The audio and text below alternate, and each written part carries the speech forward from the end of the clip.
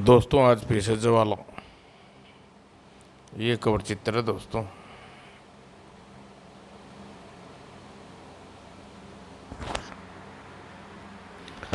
बरामदे की कई कई सीढ़ियां लंघते हुए प्रकाश ने हवा के तीव्र झोंके के समान कमरे के में कदम रखा। भीतर पहुंचते ही पलटकर दरवाजे बंद करता हुआ प्रकाश चिल्लाया, किरण, घर के सभी खिड़कियां दरवाजे बंद कर दो जल्दी। किसी अजनबी की आकांक्षा को सिर उठाते किरण चिल्लाई, क्या बात है प्रकाश, तुम इतने घबराए हुए क्यों हो? इस समय कुछ मत पूछो, तुम लोग किसी भी समय यहाँ वे लोग किसी भी समय यहाँ पहुँच सकते हैं। ओह, वह खिड़की खिड़की बंद करने के बाद पलटा और समस्त शरीर पसीने से लथपथ हो रहा था। किरण, कुछ लोग मेरी जान के दुश्मन बन गए हैं क्या? कौन लोग हैं वे? यह है वो ऑडियो कैसेट जिसमें उन लोगों के नाम, पते, काले कारनामे का कच्चा चिट्ठा कैद है। इसे जल्दी से कहीं छिपा दो किरण, हे भगवान। और इसी पल प्रकाश के दिमाग में एक तीव्र झटका लगा। दूसरे ही क्षण आतंक से भरा वह चिल्ला उठा, मुन्नी, किरण, मुन्नी कहाँ है? मुन्नी तो गार्डन में अपने गुड्डे के साथ। हे भगवान! यह सुनते ही उसकी होश उड़ गए। आनन फानन वह दरवाज़ा खोल कर गार्डन की तरफ लपका। मुन्नी, मुन्नी, ठहर जाइए, आपकी जान को खतरा है। लेकिन गार्डन में पहुंचते ही दोनों जलबल खड़े रह गए। मुन्नी, नहीं। और फिर, अरे नहीं, हत्यारे कमीनों ने मेरी मासूम मुन्नी को तुम्हारा क्या बिगाड़ा था? मुझे मेरी बेटी वापस ला दो मुन्नी। तभी, बेटी तो तुम्हारी अब वापस आ नहीं सकती, लेकिन अगर अपने रिपोर्टर पति की जान बचाना चाहती तो उनसे कहो वह कैसेट हमें सौंप दे। नहीं। और हथियार की परवाह न करते हुए भी एकाक प्रकाश उन पर टूट पड़ा। कमीनों, हत्यारों, तुम्हें वैसा कैसेट नहीं, मौत दूंगा। प्रकाश के आक्रमण इतनी जल्दी हुआ कि चारों कुछ सोचने समझने का मौका न मिला। प्रकाश उनमें से एक की गर्दन दबोच ली। कुत्ते, जान से मार डालूंगा तुझे। नहीं। लेकिन सिर दी, आह, खचाक। नहीं प्रकाश।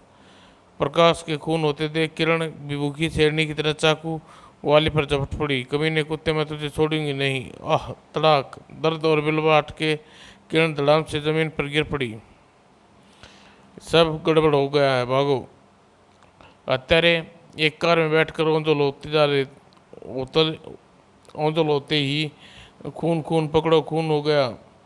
पुलिस की जीप वहाँ दंदनाती हुई वहाँ पहुँच गई। सर, यह औरत अभी जीवित है। ओह, इसे फौरन अस्पताल पहुँचाना होगा। उधर यह खबर सुनकर चारों के होश उड़ गए। प्रदीप, वह औरत बच गई। यह अच्छा नहीं हुआ मदन, वह औरत हमें पहचानती है। सुरजीत, तारिक, तुम दोनों औरत पर नज़र रखनी और जब मौका मिले उसे ठिकाने लगाना है। Okay Madan dear. प्रदीप, आज रात मेरे साथ प्रकाश के घर पर उस कैसेट की तलाश में चलेंगे। मुझे लगता है वह कैसेट अभी पुलिस को नहीं मिली होगी। ओके।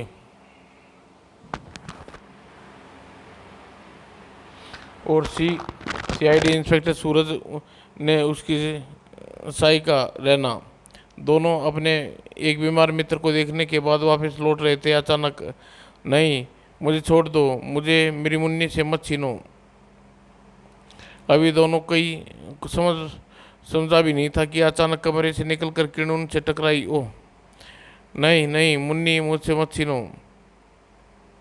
देखो, क्राइम ब्रांच के इंस्पेक्टर देव देखकर सूरज उछल पड़ा।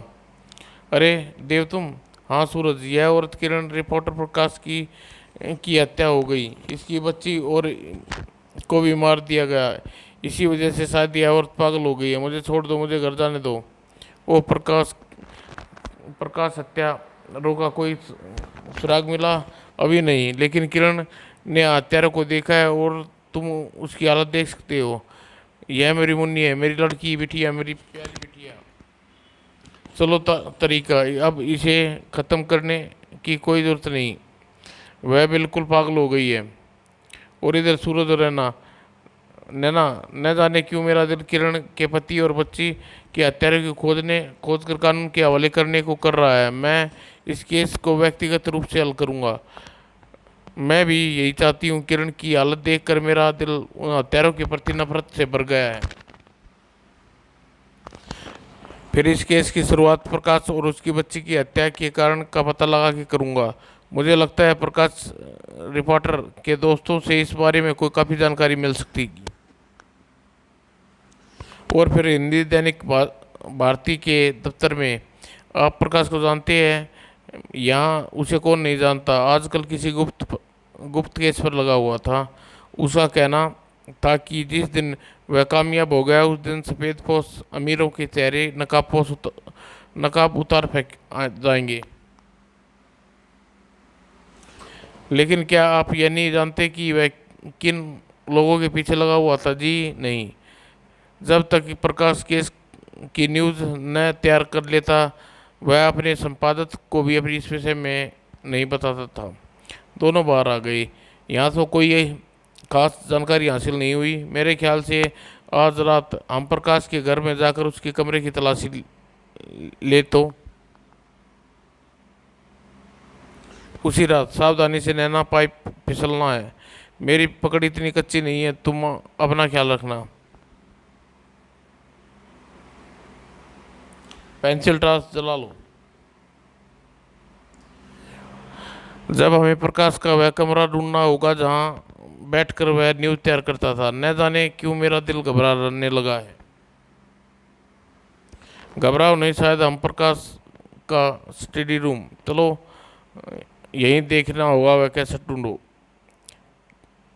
देखो यहीं कहीं होगी। वह कैसे ढूंढो। कैसेट मिलना बहुत ज़रूरी है। अगर वह कैसेट पुलिस या किसी और के हाथ लग गई तो बेड़ा गर्क हो गया समझो। भीतर आते स्वरों को सुनकर दोनों बुरी तरह चौंक उठे। अंदर कुछ लोग मौजूद हैं। ये अवश्य कातिल के साथी हैं। टॉर्च बंद करो बेवकूफ़ लड़की। ओ, लेकिन तब तक देर हो चुकी थी। यह रोशनी कैसी चमकी प्रदीप? रोशनी चमकी? हाँ तो थी। कुछ गड़बड़, निकलो यहाँ से। बाहर स्वागत किया सूरज और नैना ने। आओ आओ प्यारे, काले कारनामे जरा इन रोशनी की तरह चमक भी है जो देखते जाओ। और खतरा भापते हैं प्रदीप टार्च सूरज पर खींच कर मारी। भागो मदन। ओके। नैना ने अंधेरे में उस स्थान पर छलांग लगा दी जहां प्रदीप खड़ा था। अब तुम्हें बचकर नहीं जाने दूंगी जंगली चूहे। हाय, क्या कर रही हो? नैना, यह मैं हूँ सूरज। सूरज आप? एक कार का इंजन का शोर सुनकर दोनों खिड़की के निकट पहुंचे। दोनों निकल गए। आई एम सॉरी सूरज, मैं तुम वो समझी। कुछ भी हो, आज मुझे पता चला तुम्हारी किक में कितना वजन है। मजाक न छोड़ो सूरज, हम जिस काम के लिए आए थे वह अभी अधूरा है। जब उस कैसेट का भी हमें कोई पता लगाना होगा जिसकी तलाश में वे लोग आए थे। और मुझे ये पूरा यकीन है कि कैसेट के विषय में किरण भी कुछ न कुछ अवश्य जानती होगी। फिर वहाँ तलाशी के दौरान उनसे ऐसी कोई वस्तु न मिली जिससे जहाँ उल्लेखनीय हो। और हॉस्पिटल में पहुंचकर जो उसे एक और झटका लगा। किरण रात को हॉस्पिटल से भाग गई। Oh no. और फिर दोपहर को मदन फ्लैट पर। कौन हो सकता है? Hello, Madan speaking. तेरी मौत कमीने। उधर से आती आवाज़ स्त्री के स्वर सुनकर उछल पड़ा मदन। अगले ही पल उसका स्वर सख्त हो उठा। यह क्या बदतमीजी है? कौन हो तुम? मुझे जवाला कहते हैं कुत्ते। अपनी बच्ची को जीवित मिलना है हो तो आज रात ठीक 12 बजे क्वीन हिल अंडरग्राउंड पार्किंग में अकेले पहुंच जाना। मेरी बच्ची क्या क्या बकती हो? वह स्कूल गई है। जब अब मेरे पास है। याद रखना, आज रात ठीक 12 बजे अकेले। खटाक। Hello hello. उधर सूरज और नैना। लीजिए सूरज, हुलिये के अनुसार मैंने पेंसिल स्केच तैयार कर दिए हो। अगर ये तस्वीर उन व्यक्तियों से मेल खा गई तो हमें उनका पता लगने में देर न लगेगी। सूरज ने तस्वीर देखनी आरंभ की। नहीं, यह ऐसा नहीं था। यस, एक एक ऐसा ही था। Good good. दूसरा और दूसरा। वाह, you are great mister Pankaj. आपके बताए हुए उल्लेख के मुताबिक तो हूबहू चित्र बना दिए हैं। थैंक यू मिस्टर सूरज, लेकिन पुलिस की नौकरी में ऐसा सैकड़ों स्केच बना कर मैंने कई खतरनाक अपराधियों को सलाखों के पीछे भेज चुका हूँ। दोनों स्टूडियो से बाहर निकल आए। आज इन दोनों को कहाँ तलाश करेंगे? न्यूज़पेपर में। और जबकि उसी रात क्लीन हिल पार्किंग में, इसी पार्किंग में बोला था उसने। मदान कार से निकल कर आया। वह यहीं नज़र नहीं आ रहा है। वजह 12 बज चुके हैं। ठीक उसी पल वातावरण में पेट्रोल की गंध फैलती गई। ओह, यह पेट्रोल की गंध! दिमाग फट रहा है। शायद किसी कार का पेट्रोल टंकी लीक है। पेट्रोल की गंध बढ़ती जा रही थी तो उसका मतलब यह नहीं कि कार की पेट्रोल की टंकी लीक कर रही थी। यह बात जल्दी मदन समझ में आ गई। अरे, यह पेट्रोल कहाँ से बह कर आ रहा है? ठीक उसी पल मुख्य द्वार पर नजर आई एक ठाका लगाती एक स्त्री की परछाई। हा हा। और सर्द मौसम में मदन का जिस्म पसीने से ना उठा। कौन हो तुम? जवाला, तेरी मौत कमीने। यह सुनते ही मदन चिल्लाया, मेरी बच्ची में कहाँ है कमीनी? सुरक्षित तुम्हारे घर पर। मेरे सीने की ममता भी मरी नहीं है हरामजादे। भले ही तूने मेरी मन्नी को ख़त्म कर दिया हो, लेकिन तेरी मासूम बच्ची की जान नहीं ली सकी मैं। लेकिन हाँ, मैं तुझे जीवित नहीं छोड़ूंगी। अपने पति व मुन्नी की हत्या का भयानक कर बदला लूंगी। हाँ हाँ। किरण किरण को पहचानते हो ही मदन के रिवॉल्वर निकालना चाहा। नहीं मदन, तुमने रिवॉल्वर निकाल कर फायर करने में कुछ सेकंड तो लगेंगे, और मुझे यह मसाल फर्श पर छूटने में एक पल भी नहीं लगेगा। मौत के भय से थर थर कांपता मदन गिड़गिड़ा उठा। नहीं नहीं, तुम ऐसा नहीं कर सकती। मुझे मत माफ़ कर दो किरण। हाँ हाँ, अब तक बहुत देर हो चुकी है कुत्ते। और किरण ने मसाल फर्श पर फेंक दी। और हाँ हाँ हाँ, किरण ने शटर बंद करने लगी। हाँ हाँ हाँ। मदन पागलों की तरह शटर की ओर लपका। नहीं, रुक जाओ, मुझे आने दो। और आग की गर्मी पाकार की पेट्रोल टंकी फटने लगी। जबकि चीखता हुआ मदन शटर के नीचे से रेंग उठा। नहीं नहीं, रुक जाओ, शटर खोलो। आह। और किरण हैंडल के अंतिम चक्कर चक्कर चक्कर वे चुकी थी।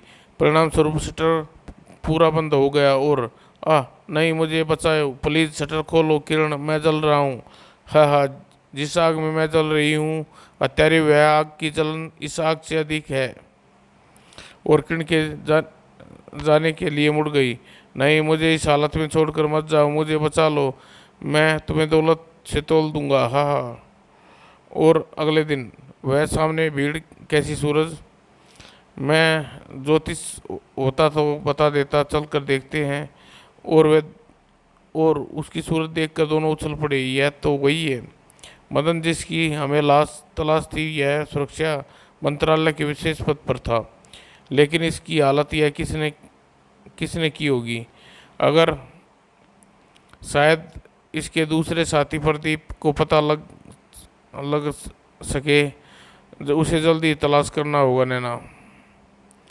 उधर प्रदीप की अपनी कोठी पर। अरे, मेरी और मदन की फोटो अखबार में। उस खबर को पढ़कर प्रदीप की होश उड़ गई। मदन और प्रदीप नामक दो हत्यारे, अगर इनकी शकल सूरत व्यक्ति से किसी को दिखाई दे तो कृपया तुरंत पुलिस को सूचना दे। नाम 10,000। उफ, पता नहीं मदन को मालूम है या नहीं। संबंध स्थापित होते ही उसे जवाब मिला। उसकी रही सही हिम्मत भी जवाब दे गई। क्या क्या कहा? नहीं नहीं, यह नहीं हो सकता। मदन इतनी भयानक मौत नहीं मर सकता। दूसरे क्षण बाथरूम में था। सुरक्षा मंत्रालय की शिनाख्त होते ही पुलिस सीधे मुझ पर दावा बोल देगी। मुझे तुरंत ही यह जगह छोड़ देनी चाहिए। मदन के बाद आज तेरी मौत का दिन है ज्वाला। अचानक वह बुरी तरह उछला। यह क्या लिखा है? जरूर किसी नौकर की शैतानी है। हरिया दीनू शंकर स- सब क्या है? लेकिन उसके चीखने चिल्लाने का कोई असर नहीं पड़ा। कमाल है, सब नौकर कहाँ गए? कोई यहाँ नहीं आएगा कुत्ते।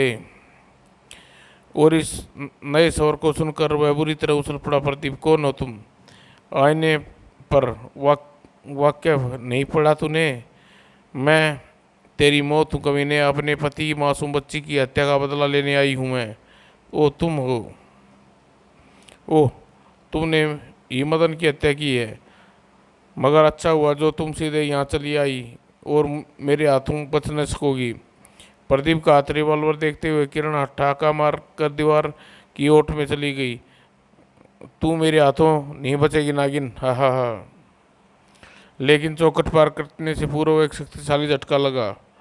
किरण ने उसका रिवॉल्वर उठा लिया और सामने जहरीली हंसी हंसकर बोली, कमीने, बाथरूम में तेरे घुसते ही मैंने बेहद बारीक तांबे का तार बिजली के करंट कनेक्ट करके इसे रास्ते रास्ते को मौत का रास्ता बना दिया था।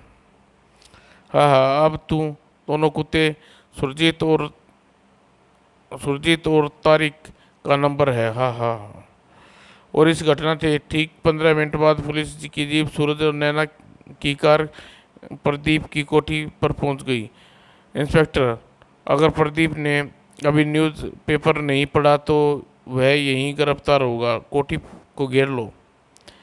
और फिर भीतर पहुंचते ही, हे भगवान, प्रदीप का कत्ल कर दिया गया।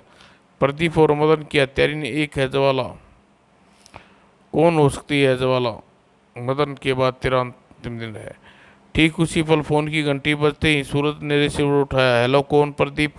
गजब हो गया प्रदीप, मदन का कत्ल हो गया है और तुम्हारी तस्वीर अखबार में छपी चुकी है। तुम फौरन यह शहर छोड़ दो, ठीक है? किसका फोन था? लेकिन कुछ कहने के बजाय सूरज ने फोन एक्सचेंज में नंबर घुमाया। हेलो ऑपरेटर, अभी अभी इस नंबर पर फोन आया है। कहाँ से आया था? इंस्पेक्टर, तुम इधर संभालो, मैं उसे देखता हूँ जो शायद इसका तीसरा साथी है। और उधर तारिक। यह सब गड़बड़ हो गई। सुरजीत मौजूद हालत के बारे में राय लेनी होगी। उसका टेलीफोन नंबर इस डायरी में है और 31252। फिर इससे पहले ही वह चौथा नंबर डायल कर पाता। फ़ोन रिसीव पर रख दे। हत्यारे कौन? जवाला, तेरी मौत। न कोई हरकत, न रिवॉल्वर। पूरी 6 गोलियां तुम्हारे दोस्त प्रदीप का है। लेकिन तुम क्या चाहती हो? चाहती हूँ तू अपने टुकड़े चाहती तो टुकड़े टुकड़े करना हूँ, पर कुत्ते कुत्ते पहचाना मुझे? उसी प्रकाश की बीवी हूँ जिसकी हंसती बोलती दुनिया में आग लगा दी तुमने। तुम तुम माफ मुझे माफ कर दो। देखो, गोली मत चलाना, वरना तुम भी फांसी पर चढ़ जाओगी। फांसी मैं चढ़ चुकी हूँ कमीने, लेकिन मरूंगी तब जब तुम्हें धरातल में मिला दूंगी। नहीं, मुझे माफ़ कर दो। तुम चाहो तो मुझे अपनी सारी दौलत देने को तैयार हूँ। मेरा एक एक क्षण बहुत कीमती है कमीने। चल बढ़ उस खिड़की की तरफ। खिड़की? क्यों क्यों? अगर तूने मेरे मेरे 3 गिनने तक खिड़की के नीचे नहीं कूदा तो रिवॉल्वर की सारी गोलियां तेरे सीने में उतार दूंगी। नहीं नहीं, ऐसा मत करो प्लीज़, मैं मर जाऊंगा, मुझे बख्श दो। एक आग चीते की फुर्ती दिखाई तारिक ने। मैं मरना नहीं चाहता कमीने। चल जल्दी कर, खिड़की के नीचे कूद जा। हो सकता है नीचे कूद कर तू बच जाए, लेकिन इन गोलियों से तेरे बचने के कोई चांस नहीं। कूदता हूँ। दो तो नहीं, ठहरो, मैं कूदता हूँ नीचे। भगवान, तू मुझे पर दया करना, और मैं आखिरी बार कह रहा हूँ कि इसी वक्त अपनी ज़मीन ज़्यादा दौलत तुम्हारे नाम। तीन। आ अरे, शायद आत्महत्या कर ली, बेचारा बुरी मौत मरा। यहाँ पहुँचने पर भी हमने शायद देर कर दी, लगता है जवाला यहाँ भी अपना काम कर गई। चलो फिर भी इसके फ्लैट को चेक करते हैं। सूरज, कहीं जवाला किरण तो नहीं जो अस्पताल से गायब होकर अपने पति और मासूम की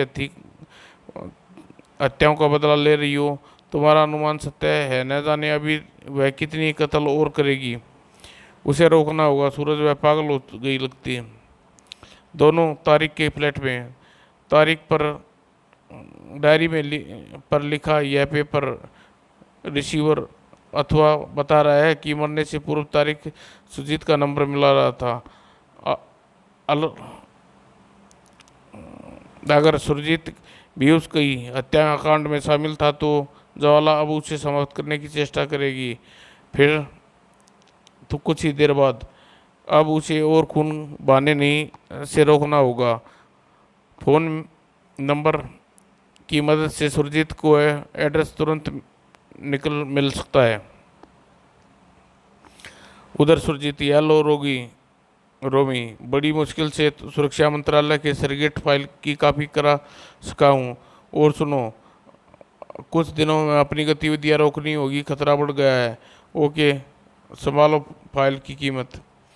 ठीक तभी गद्दारों, इन्हें पेपरों को छापने की गद्दारों, अपने इन्हीं पापों को छिपाने के लिए तूने मेरा घर बर्बाद कर दिया। आज तू जिंदा नहीं छोड़ेंगी तुम। ओ तुम हमारे बारे में सब कुछ जान गई। हाँ कमीनों, प्रकाश ने कैसेट पहले ही सौंप दी थी, और उस कैसेट में तुम्हारे काले कारनामे के मुझे बताए थे। मदन, प्रदीप, तारिक, सुजीत, ये देश के गद्दार, फौजी, रहस्य, दुश्मनों को बेचने वाले सौदागर। इस कैसेट की दूसरी ओर दुश्मनों से सौदा की एक पूरी रिकॉर्डिंग भी है। और प्रकाश की बदकश ने रिकॉर्डिंग करते समय हमने उसे देख लिया। हाँ हाँ, चीख पड़ी वाला, हंस मत कुत्ते, हंस मत। शायद तेरे उन तीनों दोस्तों की मौत की खबर अभी नहीं मिली है तुझे, वरना इस समय तू जिंदगी की भीख मांग रहा होता। क्या तूने मेरे तीनों दोस्तों को मार डाला? एक सुरजीत ने ब्रिकफेस्ट फेंक कर मारा, और रोमी तुरंत रिवॉल्वर निकाल कर गोली चला दी। रोमी, अब भागो यहाँ से, दाएं। लेकिन दोनों, अभी दरवाज़ा खोला। तुम दोनों गद्दार इतनी आसानी से बचकर नहीं भाग सकते। किरण, अचानक रोमी ने फायर कर दिया और फिर करता चला गया, और सुरजीत ने अपना रिवॉल्वर निकाल लिया। अब तुम लोग ही यहीं मरोगे। ओह, यह गुलदस्ता। आह, ट्रक। इससे पहले सूरज और नैना कहर बनकर दोनों पर टूट पड़े, और उसी पल, रुक जाओ वरना गोली चला दूंगी। किरण को देख सूरज हड़बड़ा कर चीखा, नहीं किरण, गोली मत चलाना, इसे कानून की सजा देगा। कानून कानून ही सजा देगा, मगर जवाला जवाला का। आज मेरा बदला पूरा हो गया। आह, मैं जा रही हूँ स्वामी, मेरी बच्ची किरण। और कमरे में बिछी लाशें को देखता हुआ कह उठा सूरज। नैना, दरअसल बढ़ बदले की भावना भी कई जुर्मों को जन्म देती है, मगर किरण ने वह कैसेट पुलिस को सौंप देती तो हत्यारे देश के ये गद्दार कानून के हाथों से कभी न बच पाते। काश इंसान अपने भीतर बदले की भावना न पाला होता। समाप्त दोस्तों।